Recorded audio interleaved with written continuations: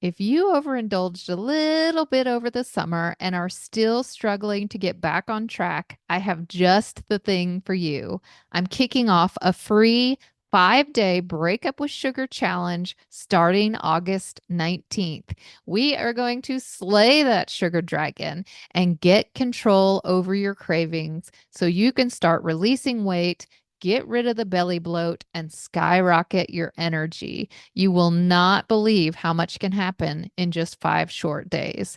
It's a total reboot for your taste buds, so you can get control over your cravings instead of feeling like your cravings are controlling you.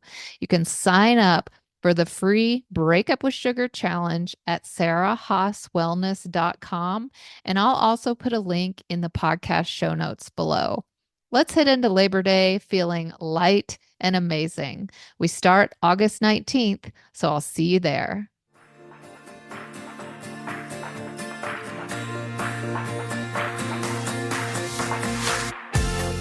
Welcome to Boss Body, the podcast where successful women learn how to lose weight and get healthy in a way they can live forever. If you're successful in so many areas of your life, but can't seem to give yourself the same care and compassion you show everyone else, you're in the right place. I'm your host, Sarah Haas, women's weight loss and body love coach, and I'm here to help you create the light, joyful, energetic life you deserve.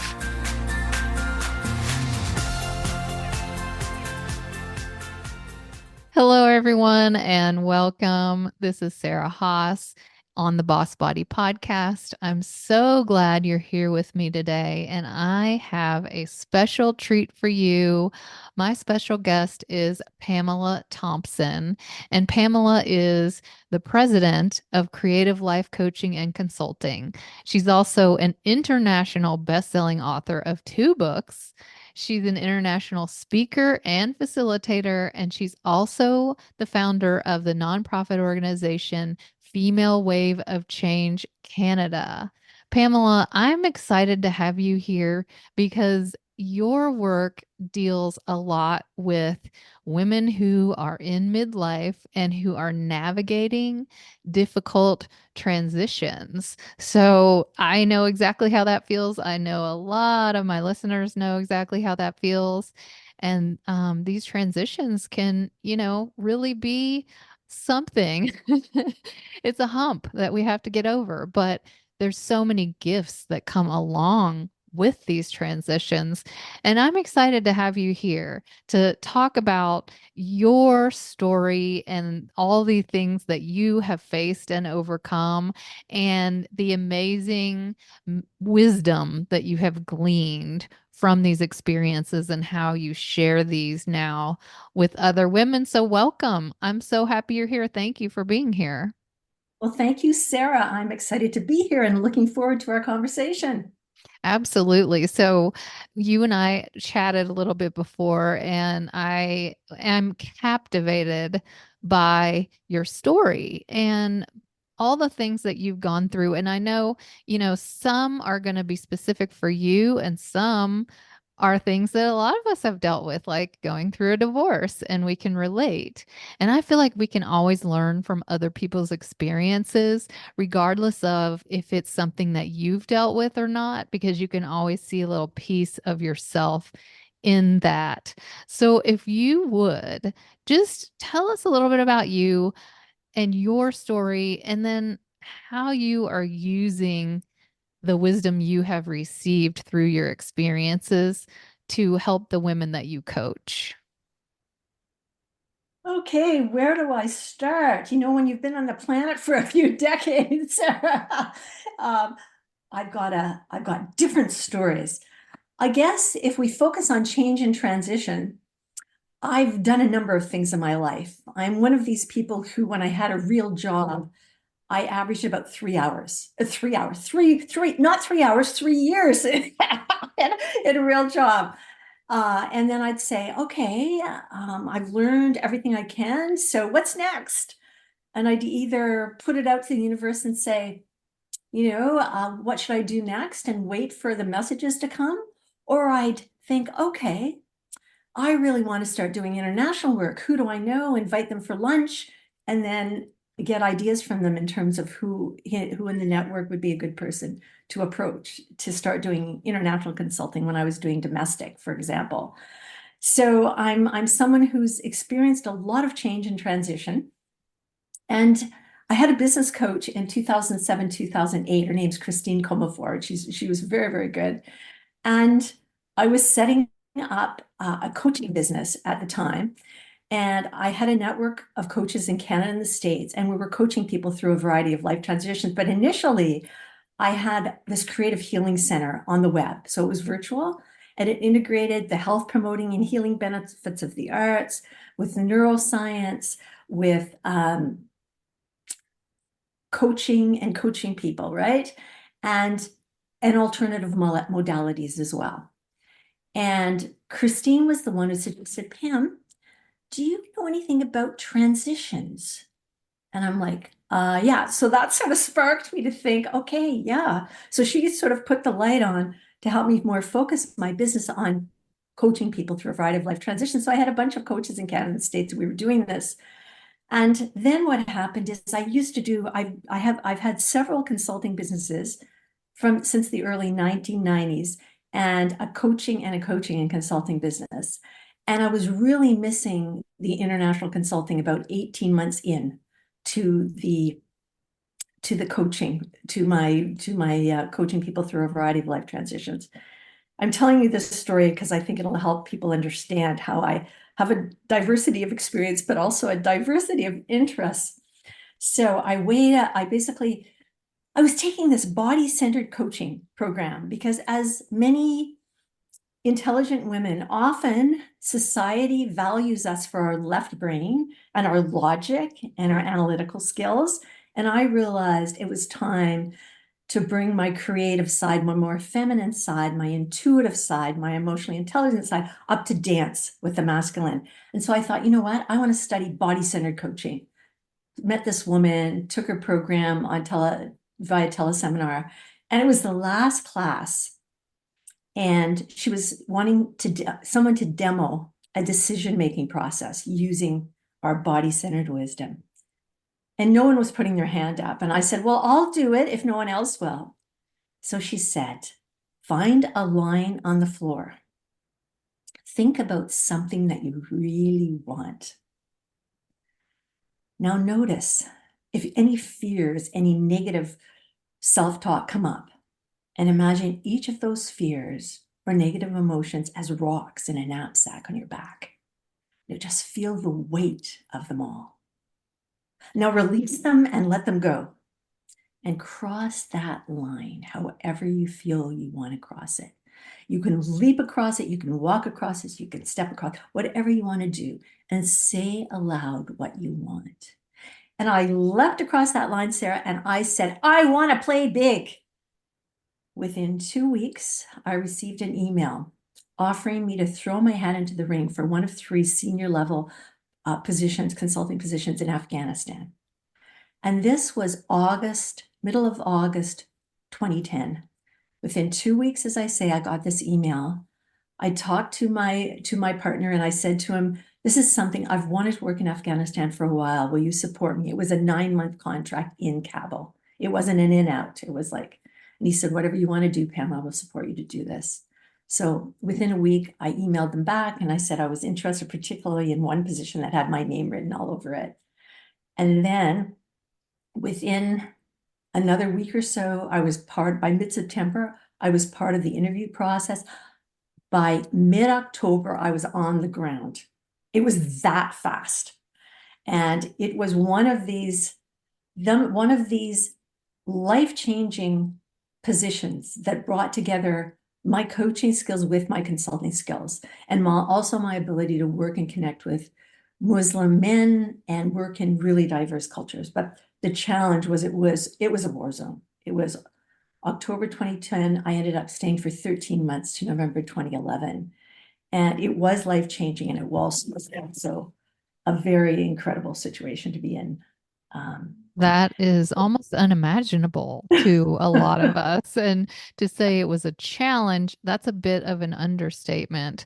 But what I love about you is your thirst for knowledge and for experiences and your openness to be a lifelong learner because most of us in, midlife have kind of come to the conclusion that you really never get there. You never really know it all. I keep waiting to just figure out when am I grown up? When am I an adult? And you really start to realize that you don't really ever get there. It's the journey and it's going to be a constant learning experience for the rest of our lives. And you have alluded to it a little bit, but you have traveled extensively throughout your life and worked on in all kinds of countries and on all different continents. That's right, I have. I've been fortunate. I've had the opportunity to live and work on 5 continents. I've managed huge international development projects in the health sector in places like Pakistan and Nigeria. I've lived and worked in places like Colombia, Turkey, Afghanistan, just, yeah, a number of places. And I'm always interested and curious to learn from others and what makes them tick. At one point, I almost did a doctorate in anthropology, but then I realized I didn't want to stay in the mountains of some tribal village for 5 years and study a culture. It was too narrow. That said, I'm fascinated by people and cultures and what makes them tick. Yeah. Yeah. And so all these life transitions that you have gone through, you've basically reinvented yourself numerous times career wise. What about in your personal life as you're coming to midlife and even before that? We all go through these major life changes, some of them planned, some of them not planned. Can you speak to that a little bit? Certainly, yes. I am divorced, and then I found the love of my life, who I'm with now, and I've been with for 17 years. Um, I'm also I burnt out after working in Afghanistan. I worked for an international nonprofit, and it was crazy the scope of work, and it kept creeping. And I ended up at the end of 2012 turning down a consultancy for the next year, an extension of it. And they said, Pam, like you know us, why? And I said, because I want to create more balance in my life in 2013. And at that time, I had no idea what that meant or what that was going to look like. So I started like 2013, totally resting 10, 12, 13 hours a day, reconnecting with friends and family because I've been traveling so much, studying mindfulness. And then about 5 months in, I started to feel better after going through a naturopath. And then I listened to this transformational author experience, this 10-day experience that Christine Closer put on with a number of our authors and literary agents. And at the end of almost 20 of these, I got off the call and it was like the puzzle pieces of my life came together. And I realized that they were actually the 7 keys to what I call creative living, 7 keys to consciously cultivating improved health, happiness, fulfillment, and inner peace in your life. So that became a book. And I wanted to link it with the experiences of people like me, very driven women. Some people don't like that word, but so I chose high achieving women. And so my first book that I launched in August 2015 is called Learning to Dance with Life, a guide for high achieving women. So I interviewed a number of women on 3 continents who I perceived as high achieving, and they didn't have to be the Hillary Clintons of the world or CEOs of their own business, but there were people who had a number of attributes. So I pulled out, there's 19 attributes in my book. However, many of them, you don't have to have them all. Most people I interviewed had at least 5. And there were things like doing more than being, giving more than receiving, this kind of thing, right?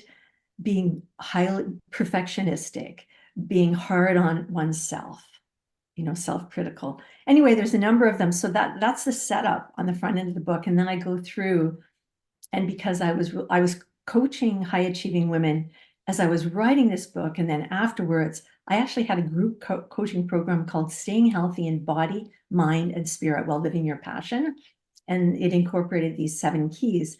And I have a number of exercises and questions, if you will, that are also woven through the book, as well as practical tools and strategies.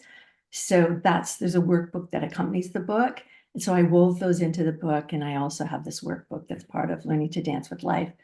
So that really helped me concretize, if you will, the lessons from that part of my life.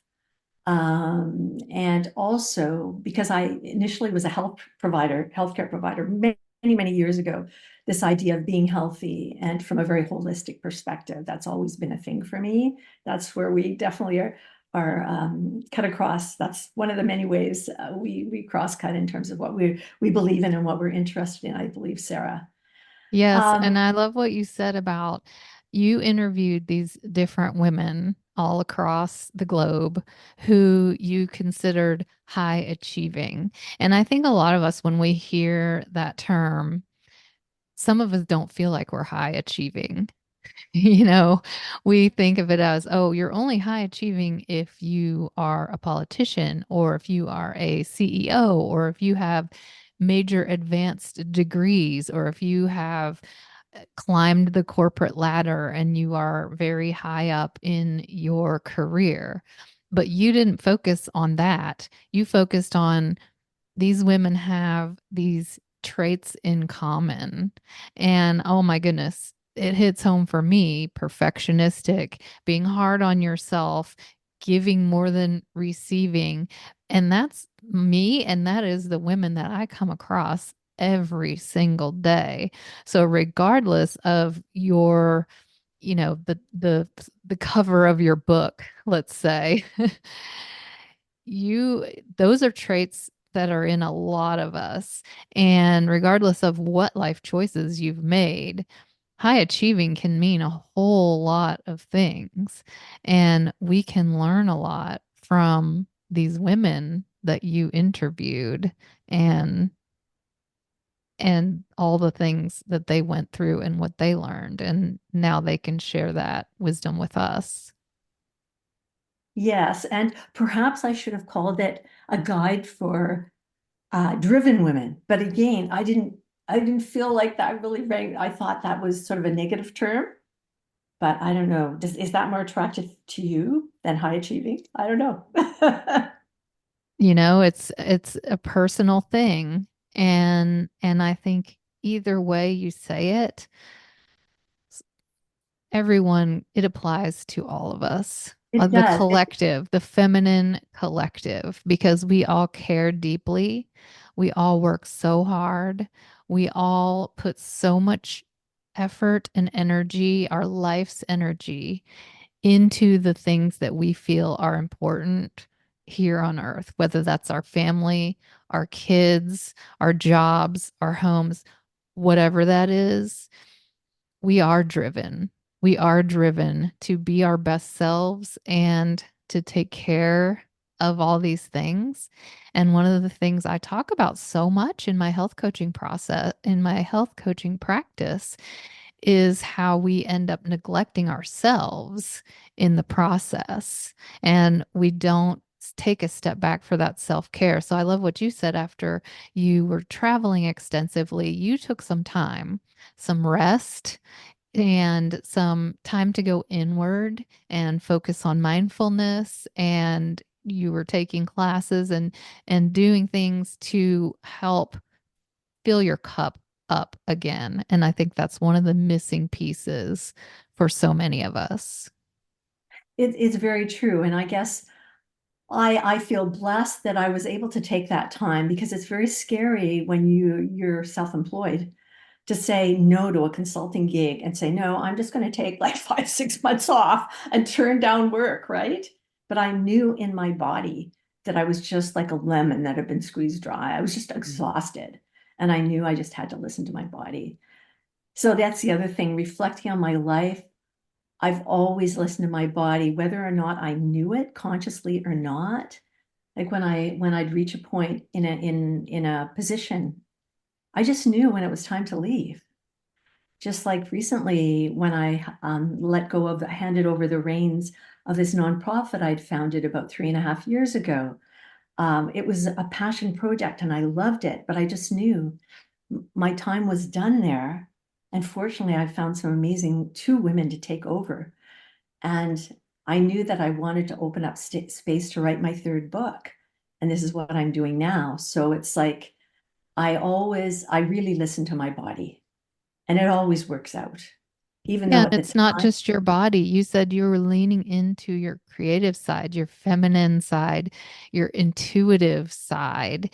And that's I right. think that's so important for women to hear because, like you said, everyone feels like the logical, the taking action, the left brain is what gets us to where we, quote, want to be or should be in life. But in leaning into that other side of us, we're able to see what it is we really want because we get one shot. We get one shot. And if you're in midlife, it's time to really take a look at what do you want the second half to look like? Because my mantra here lately has been if not now, when?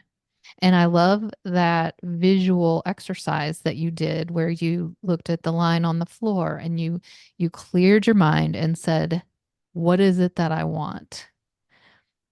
Because that helps you look past the obstacles and not think about the how, just think about the what first. That like gives you that freedom. It gives you that permission to look at what is it that I really want. And then you imagined all those obstacles in the way as the rocks that are weighing you down.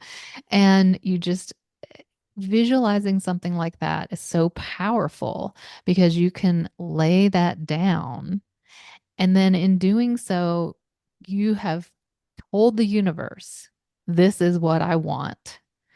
And these other things that appear to be in my way, the universe is more powerful than those obstacles.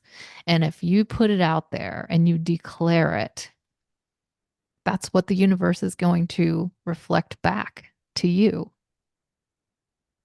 Totally. That's totally. And in 2 weeks now, things boom, like it was that when I explained the process and it was so quick. It was so fast. And I didn't even say what playing big would look like. But as soon as I got that email, I thought, this is it.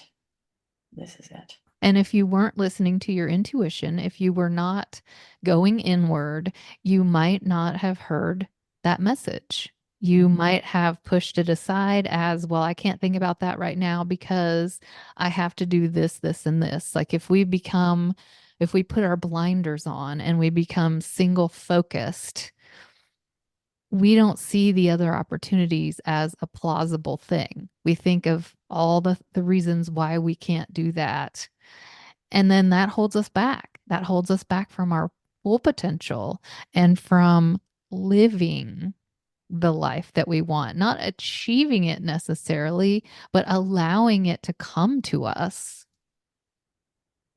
Totally. And I guess one of the things, and I don't know, I think I've been gifted. I think we're gifted through our parents. My mother was someone who was very optimistic. Sadly, she died of metastases from breast cancer when she was only 62, so a number of years ago.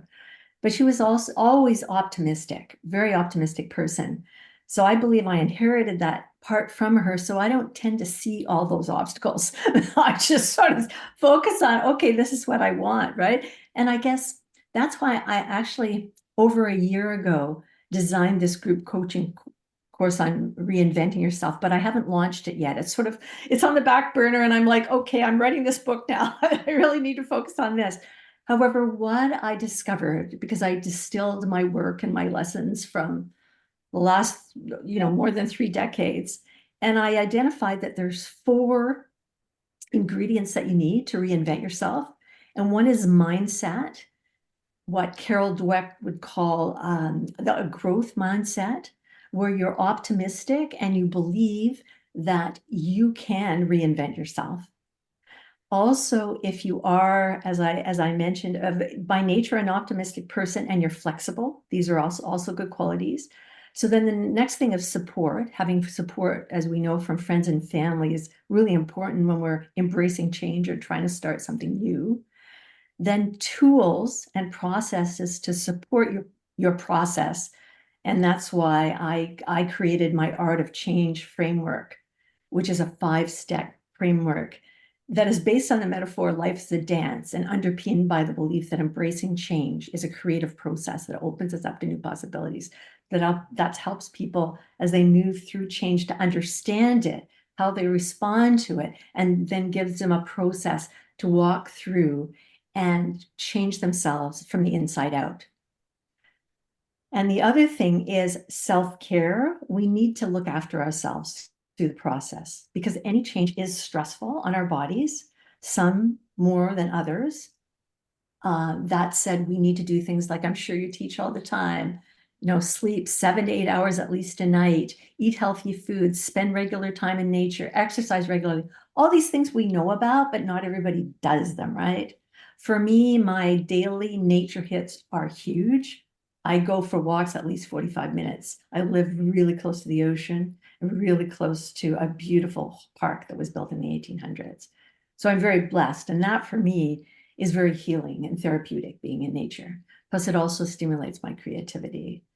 So yes, it's like all these things are essential for us to transition, to reinvent ourselves, to embrace change. And the other thing I guess I'd like to add is that when we resist change, it really has negative impacts on our bodies, our minds, our relationships, and if we have businesses, our bottom lines, right? It really has negative, but we learn to embrace change. We flow with it, and it doesn't have these same negative input impacts. It doesn't have to take the cost and the negative impact that it does.